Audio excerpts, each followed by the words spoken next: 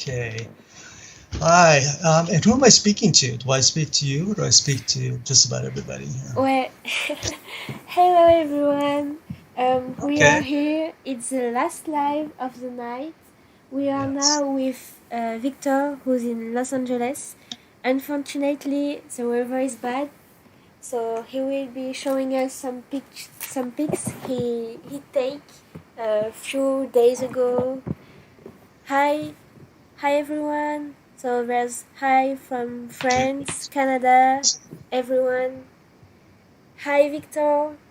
Well, we're getting a loop here. Yeah. So we can start. Let me just hop. Yes, it's all up to you, Victor. Um, no, if we're here, we're getting a loop in the audio. Oh, Uh, is it okay now? yeah. For me, it was fine. Okay. All right. So what I'm doing is I'm sharing my desktop with you because the weather is just challenging. And I believe you can all hear me. But what I can do is tell you a little bit about why the scope is so much to me.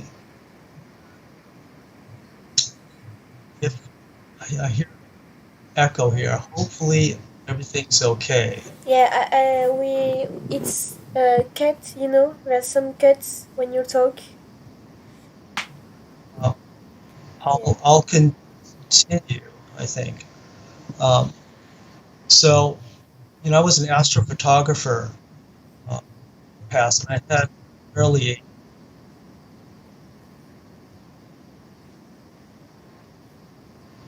Okay. Um, how can I do that? Um,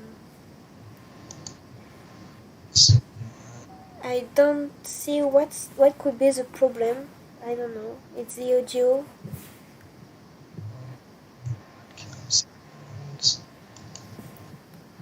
Maybe I'm going to turn my speaker off. And Victoria, if you can tell me whether or not it's going to work. Okay. But just turn my speaker off. If there's an issue, Victoria, uh, notify me on Skype. Okay. It's your iPhone right now. But basically, uh, I'm doing astrophotography for a while, and I'm using 10 so with Canon camera, DSLR attached to it. And I found, and if you know anything about astrophotography, it's a laborious, time-consuming effort. It's painful, to be honest. I saw the eVscope, like a lot of you probably, Kickstarter. I jumped. It was just a device I've ever heard of, and uh, the fact that it had a science, citizen science, man, that was just. Um, so I received it. It took a while, but I received it. I set it up immediately. I was able to grab incredible, just incredible images. So it was breathtaking because um, man, I did it in a few days more than I could do in several months with the 10-inch dubs. It's crazy, and so it really made a difference. So I became a real enthusiast um, for this EV scope. Started the Los Angeles users in Los Angeles, and as more and more people get this scope, we're getting more members. And now there, of course, there are on Facebook eVscope users all around the world. And but I'm proud to say Los Angeles is first ones, and we have quite a few. And once this COVID-19 thing is over, we're going to be able to get together and share what we can, what share, this what the eVscope does. And I think I get a lot of questions, quite a bit, because people on Facebook know me and see that I post pictures up and I talk about the personal page. And everyone's really excited about it, just as excited as I was. I don't think we'll have to wait as long as I did to get my scope. I was in the early beginnings of that. But to get it, it'll be just time. And I have on my setup, I've been able to do some really fun things with my scope. I used what's called a Telrad, which is a finder scope, lightweight plastic finder scope with a reticular image on it. Point the scope in a place, a star that I know, relation that I know whereabouts of, and allows me to do it old-fashioned, old school, and manually position the scope I want it to go, and see if I can find some of these, incredible deep space objects, stars, and planets, and nebula, and clusters, and just fantastic. The Telrad is really inexpensive. It's very easy to use, and you don't have to worry about weight, extra weight of this object, the Telrad on the eVscope, because the engineer is quite robust on the eVscope. And I found it incredibly fun to use. And also, I use, and it's fairly recent that I've been able to use iPad with the Unistellar app, eVscope app. And I have an iPad Pro with attached to the tripod. iPad Pro, it's like 12 inches. It's huge. That has allowed me to do, and will allow anybody to do, is I can control the eVscope with my phone, smartphone. I have an Android control with this, and have this 12-inch screen, this huge screen to show people around me. And if they're they wanted, they can actually attach their phone to the eVscope as well, and everyone can see. You can have many people, I'm not sure how many it is, 7 or 12 people can enjoy looking at the very image they're looking at on their phone at the same time. It's really, really, really incredible. I like that. But having a big 12-inch iPad on there makes me laugh every time because it's wide. So I have one thing I wanted to show is I have some images on my screen which you can see, and bring some stuff up here. Oops, close that. This one is, I love this image. It's one of the prettiest stars that I get to look at. This is a 92-second exposure. It was taken on the 25th of June, so very, and a couple of days ago. In fact, you get this incredible pattern of rays off of it. I'm not sure why that is. It is there, and it's just beautiful. One second, I have some headphones. I can try this. No, I can't. It's too short. I will try and speak up, and hopefully you'll be able to hear it. I'll try and enunciate a little bit better. But right here is Vega, and it's like I say, it's one of my favorite stars. Absolutely beautiful. And let's take a look at This is fabulous.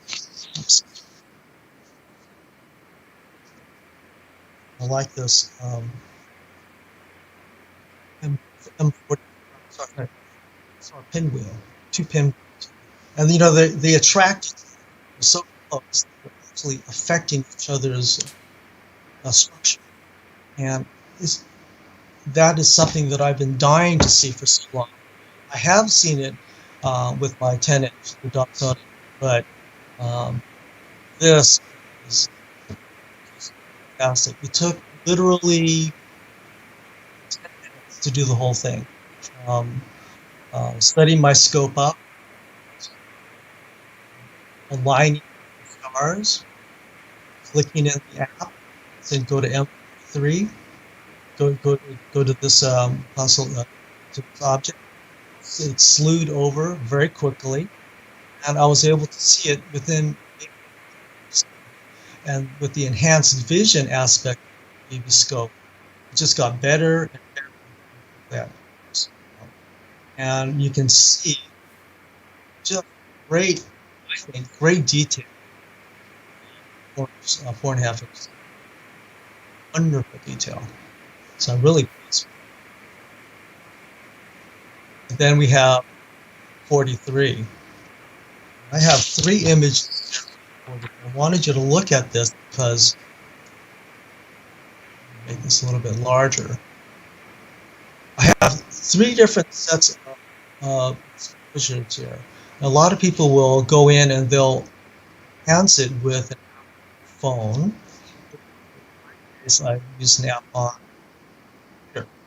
my desktop computer, so I downloaded the image, and I was able to manipulate them to drop back some of the black, increase give it a little bit of saturation. And for some people, you know, that's maybe a no-no. They don't want to touch an image that is straight out of the scope.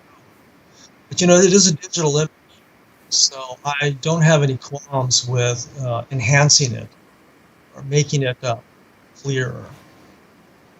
As you can see, I mean, very good, but they're just gorgeous. It's so long to find this on my. Oh, you just have M40, one of the best. Then we've got that's M63. Now M63. 63. I have some notes on it. Sunflower galaxy. I think I have a very good image. I've not seen this one before. My viewing with the eVscope, but it looks fantastic. I can see.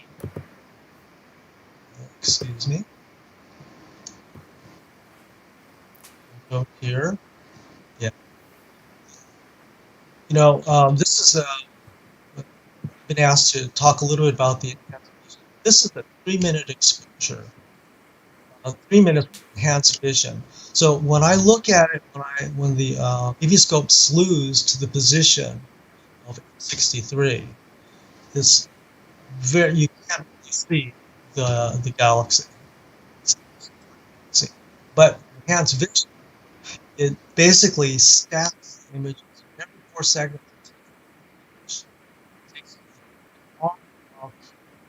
Aligned to the galaxy at all times.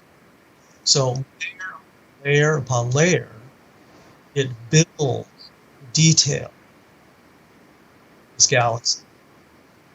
And that is something I had to do post-process. When I had the 10-inch SLR, I would take dozens of images, bring it into drop it down, offload it into Photoshop, layers and layers, or I would use some other programs that would do the same thing.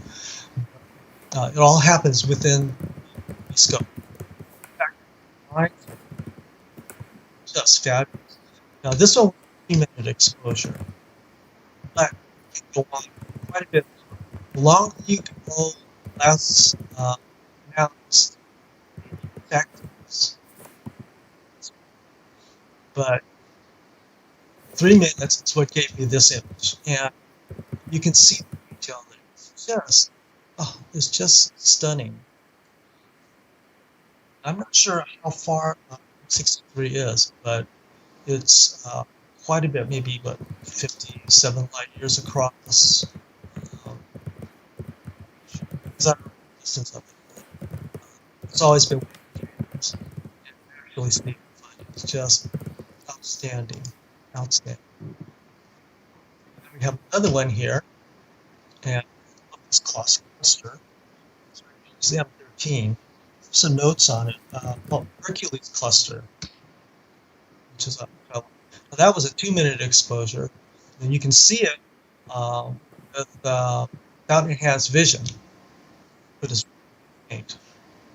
More, I expose it to enhanced vision in 2 minutes, and all little stars just come through just beautifully. And I think I can get a better image if I make adjustments with the focus and culmination of that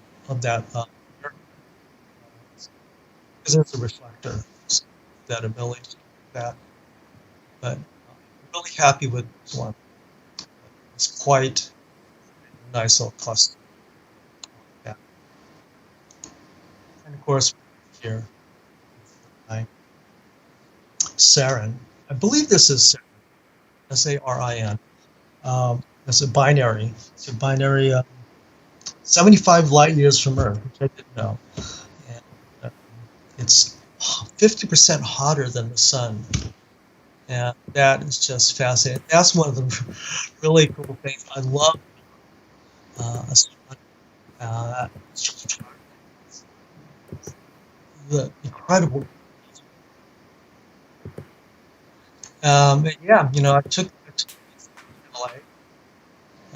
That was move this aside. And Los Angeles, I'm in Santa Monica, and it is horrendous. It's very difficult because we have so many lights right in the city.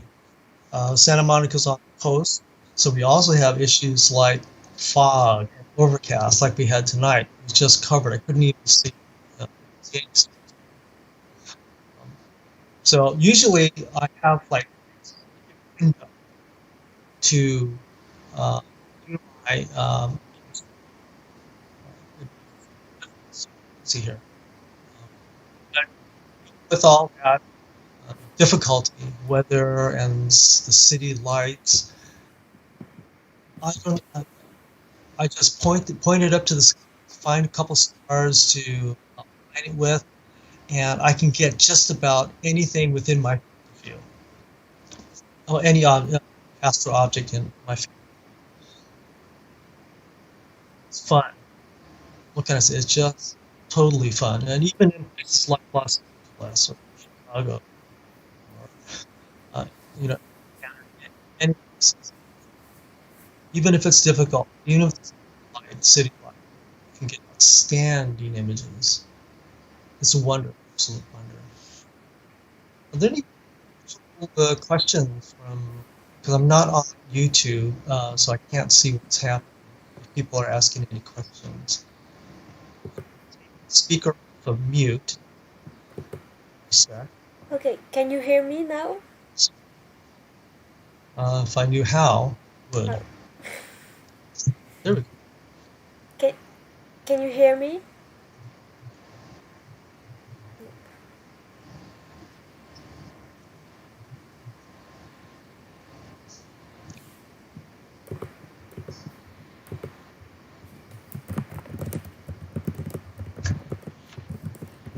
Sorry, technical. Can you see me, Victoria? I'm saying yes. I don't want to use my voice. Is it working? Can you hear me? Yeah. Yes. Okay. Yeah. So I sent you the questions of people. For now, there's no questions. Okay. Yeah, but the audio is really bad. Like we can hear some words you say. So yeah, it's really complicated to understand a full sentence, but we can guess what you're saying. But we can see the pictures really well, so that's great. Okay. Oh, Are you still here? Can you still hear me?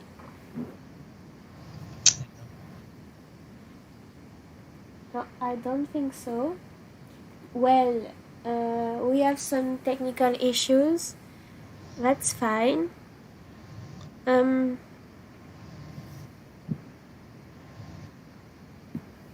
yes, yes, you can hear me? yes. Yes, okay. So I was saying we have some technical issues. Um, do you have anything else to say? Well, I think it's time to end this live. So, well, I wanted to thank you, Victor, to be here, even if you couldn't do an observation because of bad weather and we are with the technical issues. But really, thank you to be here. Thank you to answer our call for tonight. Um, and yeah, we will end this live. Do you have something to say to conclude this Uh, live?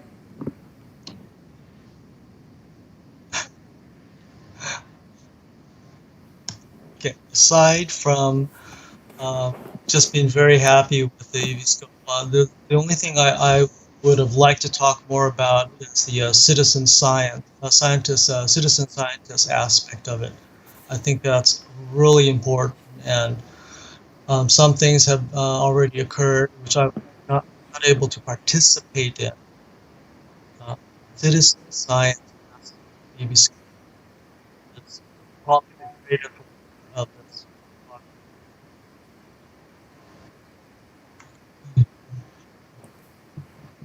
Okay. Well, I will end this live. We were really happy to hold this all night observation with you all, with Bruno, Patrice, Julien, Maurice, Lester, Leo, Graham, Alex, Alan, Jim, and you, Victor. Thank you to everyone. Thank you to the viewer to be here, to ask questions, to comments, and we hope to do something like that again. It was really exciting and fun. So thank you all for being here. I think there's still the live of Frank Marchis on the YouTube channel Sense of Wonder. He has a great good weather, so he's actually observing. So go there if you want. He's speaking French, so you can still watch him, watch the observation. Um, and yeah, I wish you a good night, Victor, and good morning to to French. Well, bye bye. Have a great night, day. Bye.